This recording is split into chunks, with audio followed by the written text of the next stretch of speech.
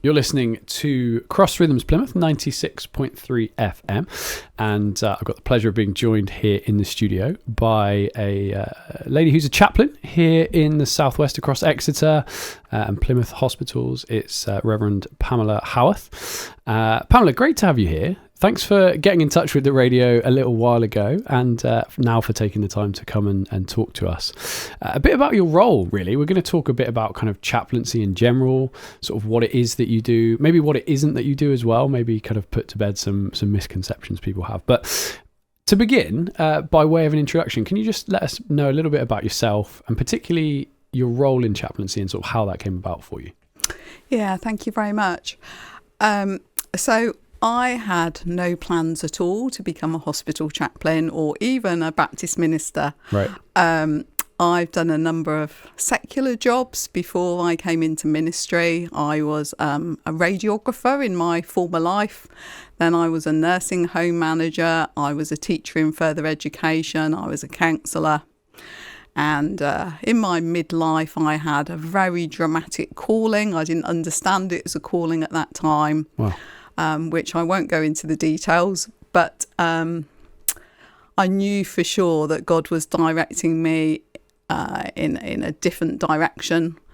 And it was a big thing at the time. I gave up, obviously, my teaching career, went back to college.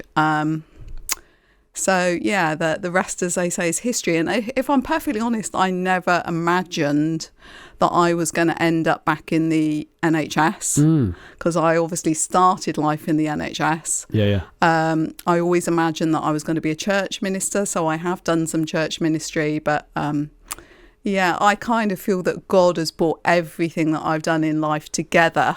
Yeah. In order for me to be doing what I'm doing now. Yeah. That's really cool. I mean, the moment you said, you started as a radiographer, I was thinking, well, hang on, there's the connection to healthcare and obviously in nursing care as well from there on.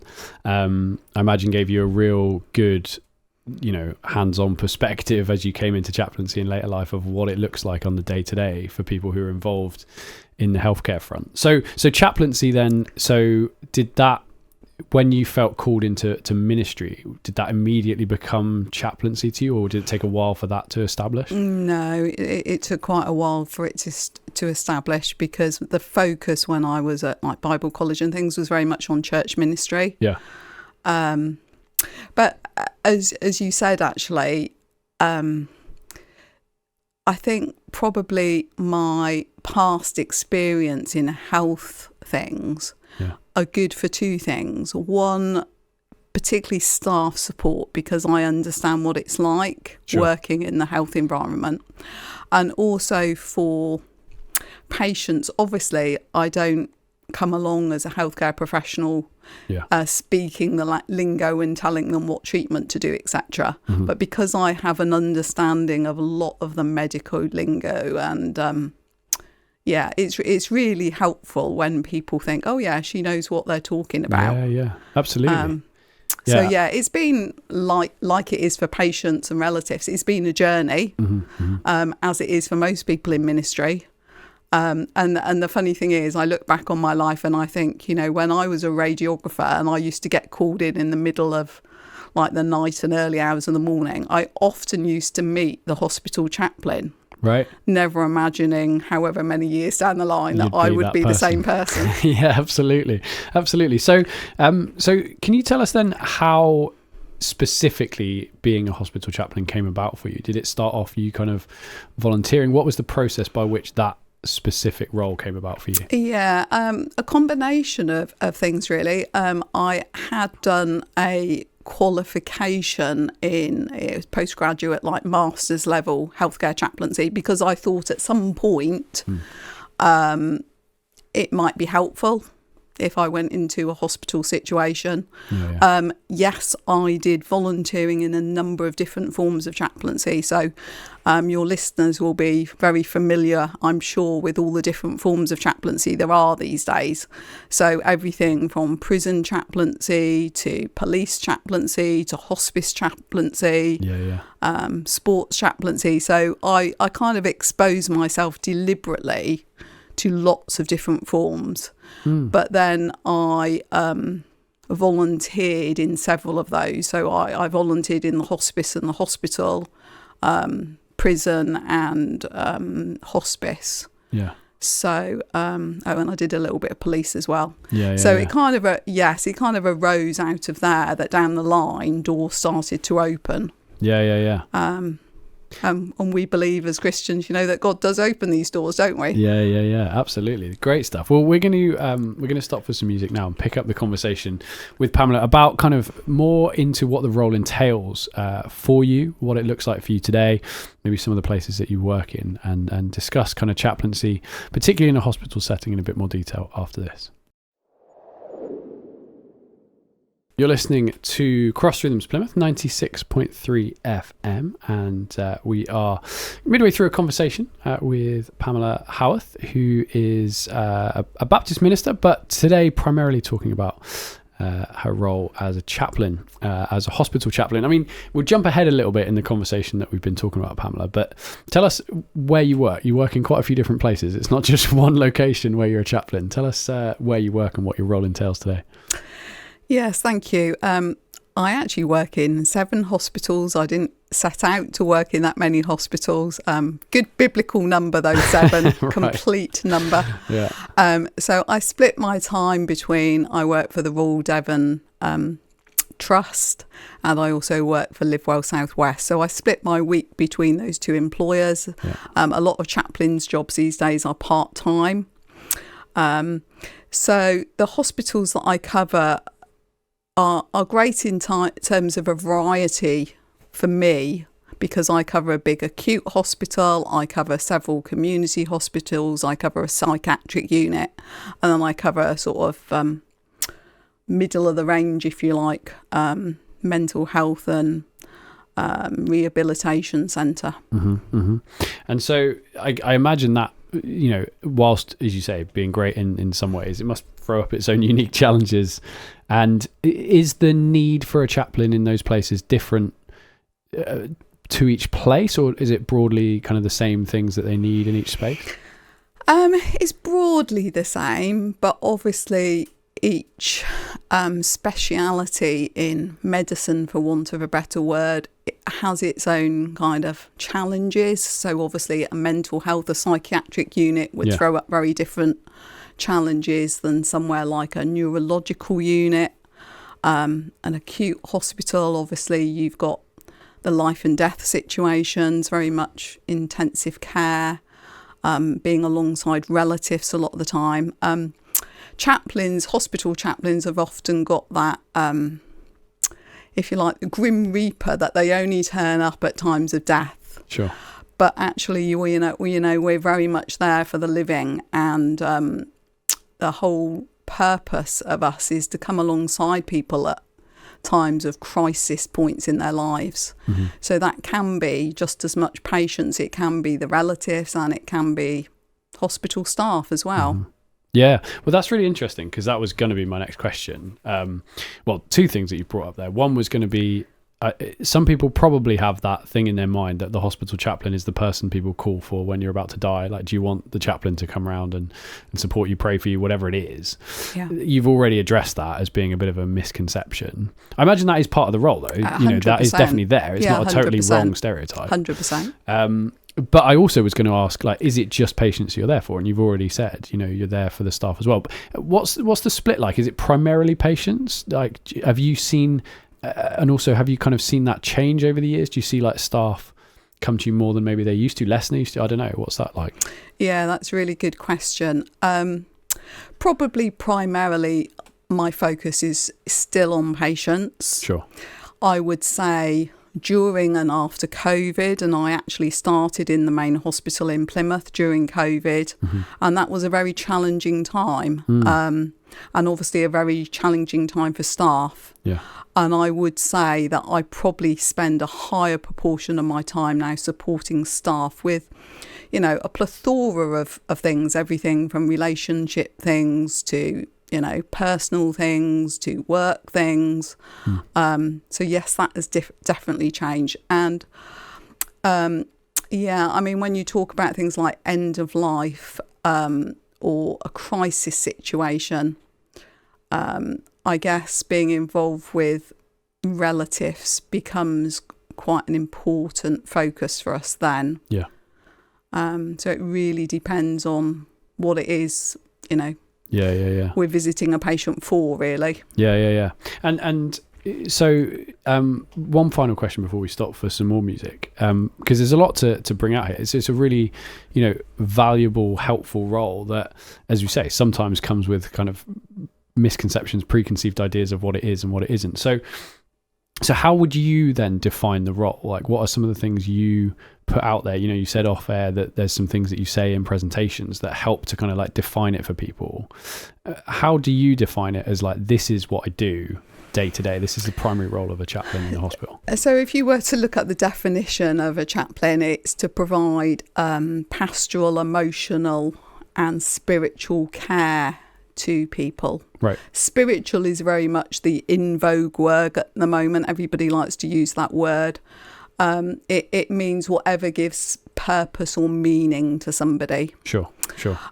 In terms of me as a chaplain and what I offer, I hope it's a confidential, non-judgmental ear to be there when people need them, sort of journeying along with them. And some other sort of images that people, which I think are very accurate, are things like we're a bit of a signposter. We often are in quite messy situations, so we soak up mess. We try to sow shoots of hope amid some quite difficult things sometimes. We're sometimes just the hand holder. Sometimes you don't need to say words. Yeah. We're a companion on the road. We help people to unpack their stories. And so often in today's society, people don't feel heard. So it's about valuing people's stories and helping them, if you like, to write a new story. And sometimes it's about sort of helping people aspire to a new place. They might be in a difficult situation. Sometimes we can be a bit of a guide, a bit of a bridge builder. And although we don't come from the position of being, like, if you like, some of us are like church leaders or, affiliated to a church. Sure. But we don't come from that position. We come from the position of being the person that comes alongside somebody. We're not trying to bring people into a building. We're trying to be out there with the people. Yeah. That's really great. That's such an amazing way to put it, and really, really, really helpful kind of images that you've described there for what a chaplain is. We'll stop for some more music now, pick up the conversation with Pamela after this. You're listening to Cross Rhythms Plymouth. You join me in conversation with Reverend Pamela Howarth, who is a hospital chaplain across a number of hospitals here in Plymouth and also further afield in Exeter as well. You are, some of the hospitals are in Plymouth, aren't they? Some of the places that you go to. You want to name some of the places, because some of the listeners might have come across you, been helped by you in the hospital. 100%, yeah. So I cover Mount Gold Hospital, Tavistock and South Hams Community Hospitals, and also Lee Mill Hospital. Okay, yeah, great. And yeah, we talked off air. We talked a bit in the interview as well, but just it's quite remarkable the amount of places you work. When you said that to me originally on email, I kind of couldn't really get my head around it. I'm not too sure how you do it, but it's quite amazing that you do. So in terms... It's a little bit of a challenge when it comes to things like the autumn term and especially Christmas. Yeah, right. I can imagine. Honestly, it's more power to you for taking on all that you do. But in terms of, you talked about the role of a chaplain, what it is, how you define it for yourself. I think really eloquently and well put. But from the end user, I suppose, to use a technical phrase, like from the patient, from the staff member, from whoever it is you're speaking to, how do they access your services? How does it come about that a chaplain gets involved in a process in a hospital? What's that process like? Yeah, thank you. It's a very different process according to which hospital you're in, and every sort of trust has its different rules and regulations. Okay. So in community hospitals, it's much easier because you can just more or less walk bed to bed, right, providing there's not an infection on the ward or COVID on the ward or something like that. that's quite easy. I try to see sort of everybody where possible, providing they haven't got appointments and things happening. In larger hospitals, in acute hospitals, these days, there's a new sort of software program that's come in, and you can the staff can refer in. Right. So it can be churches that refer in, or it can be because, for instance, somebody's had a bereavement or somebody's struggling emotionally, and they can just refer in, a clever little thing, a bit like an email into our system. In Mount Gold, it's a combination of kind of both, really. People do refer in to me, but we try where possible, and it's quite a big ask to see every single patient in the hospital. It doesn't always work, but we try our best. Yeah, right. And I have a small group of volunteers that help me to do that as well. Brilliant. One of the things that really jumped out to me from how you described what a chaplain is, and I don't know how, well, you can come in on how helpful or not this is particularly in a hospital environment, it's almost like you really provide the kind of human side to what they're going through. So this is for the patients particularly I'm thinking about, because as you described earlier, it's been helpful for you coming from a medical background to understand a lot of the medical jargon and all that, but having, I haven't been in hospital very much myself, thankfully, but having had family members, friends who are in hospital and things, it can feel quite the human side can be lost a little bit, because often the people who are speaking to you, nurses do a brilliant job, that don't get me wrong, but if you're speaking to a consultant or a doctor or something, they're there to give you medical news as to how you're doing medically. So is it fair to say that a chaplain kind of provides some of that human support, some of the wider things that sometimes can be missed otherwise? Yeah, so often people forget what I would call the spiritual side of people, because we all, whether people have a faith or no faith, people forget the spiritual bit of us. Sure. And, we should be caring in hospital situations for a person holistically. So that's physically, it's mentally, it's emotionally, but it's also spiritually. And I can tell you so many times I've seen that connection where, and it can be as simple as somebody, coming to a Sunday service, hearing a hymn, connecting with other people in Christian fellowship, having a prayer with somebody.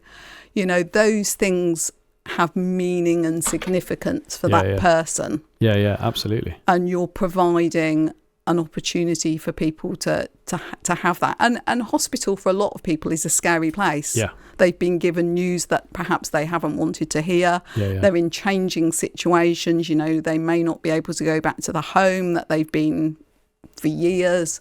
So it's tough. Yeah, but I loved what you said as well, because we won't go down this road because there's not really enough time to talk about it, but there is a role in chaplaincy for the kind of bedside, someone's at the end of life, that whole situation. But as you said earlier, it's for the living, and one of the things you said is like helping sow seeds of hope, because the majority of people who are in hospital if they're in there for a length of time, then whether it's short term or long term, life's going to look quite different for them coming out, because there's going to be some form of rehab, and as you say, for some of them it might be long term change.